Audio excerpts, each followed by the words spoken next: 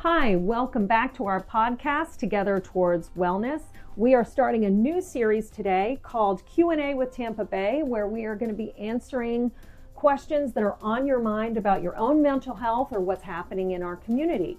So today's Q&A is going to be focused on life transitions, questions from couples, and the LGBTQ community. Before we start, for this and all upcoming podcasts, a disclaimer that this is for educational and entertainment purposes only. It should not be regarded as advice on your mental health or replace the advice from your own therapist. If you need help, please reach out to a therapist to consult. And now I want to introduce you to the founder of Tampa Therapy and Wellness, Dr. Rosana Marzullo-Dove. Hi, how are you guys? I'm Dr. Rosana Marzullo-Dove. I work basically with adults and couples, sometimes with children and family too. And here we're going to be answering a lot of questions, or a couple of questions, the time that we have for today. Yep. And I am Kate Evanoff. I'm a supervised clinician here at Tampa Therapy.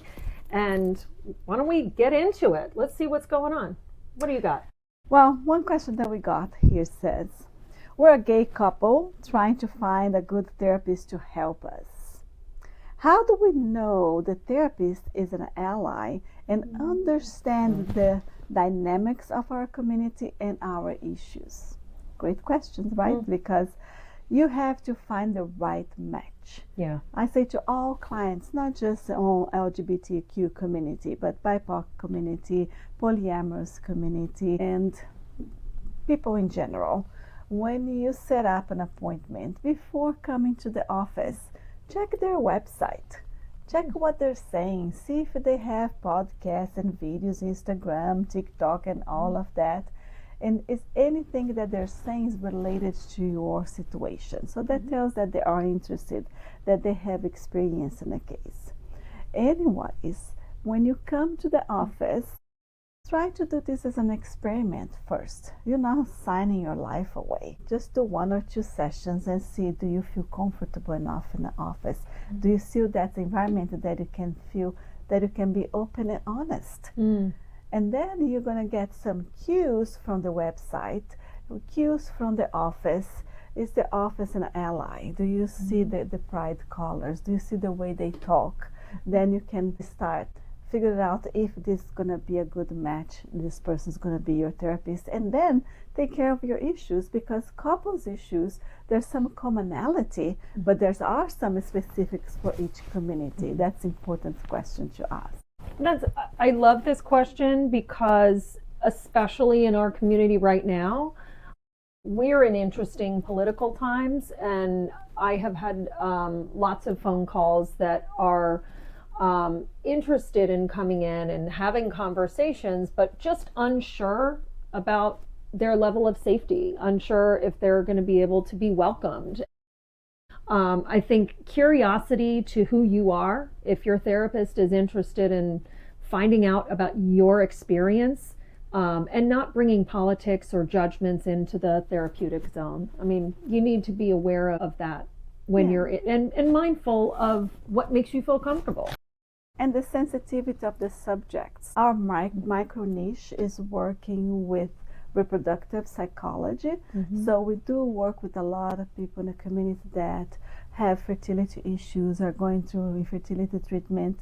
And with that, there's a lot of losses of pregnancy, losses of babies. And we have to be really sensitive to that community because they are trying to make a family and things happen to them. So be aware who you're talking to, because that might make a difference in your treatment. Yeah, all good. So what is your question? So I have a question from a 29-year-old woman here in the Tampa area. She's feeling overwhelmed and stuck. Her relationship of 2 years just fell apart, and she feels like she's just treading water at work, like she's just not in the same place as her friends, and she's asking, how do I stop panicking that I'm almost 30 and don't have life figured out yet?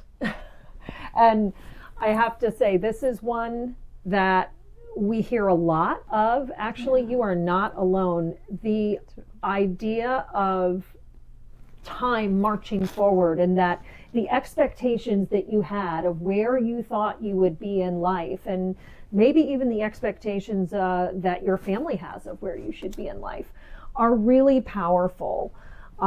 Understand that you are moving through life. You are living life, and you don't need to panic because you're doing it. Achieving these check marks of I'm married, I have children in the time frame that you thought you were going to experience those things. Those are really instances of your future goals, what you thought would happen. But those were created in a bubble. Those were created without the information of who you were going to be partnered with or what job you were going to have. So gaining confidence in your abilities, gaining confidence that you can be successful at life and what that success looks like to you to move forward. And my biggest recommendation for this age group is get off of social media. Please get off of social media, because I promise you, the people that you are looking at do not have it all figured out either. They have it figured out in like a TikTok snapshot that makes things look really, really good. And also be aware that there are different life stages.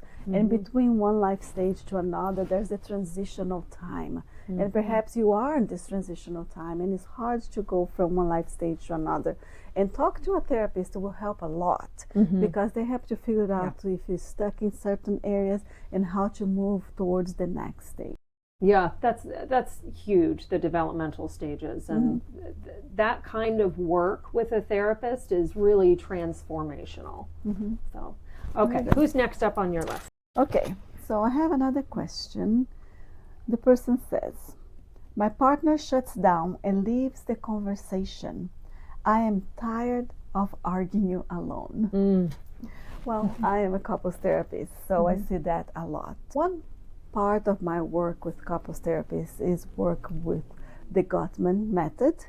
And the Gottman said that some areas in a conversation can be very prejudicial to maintain a good, effective conversation. One of them is that shutting down, what they call the stonewalling. That means when your partner or yourself feels overwhelmed and feels like whatever they're going to say right now is not going to be productive to the conversation, they just stop, or they be really triggered by something. They know they're going to be mean or they're going to start yelling, and then to just shut down. They don't want to answer anything. They're not listening anymore. And that moment, there's no way that you can have any conversation with that person. Maybe you want to continue the conversation, but the person is not ready to receive. If they don't have energy and mental power to form words to tell you what's happening, or they're just cussing, resuming all their feeling in one word, probably they're not having a good open mind to listen to what you're saying, absorbing and reaching a compromise. So a good method for this is try to pause, try to notice that change of emotions in your partner. And one thing you have to do is realize that you're trying to talk about a subject that's difficult. That's what created that tension. And try to set up a moment next day. Say, hey, how about tomorrow we'll finish the conversation about who's going to do the dishes, right? Don't do it at that moment.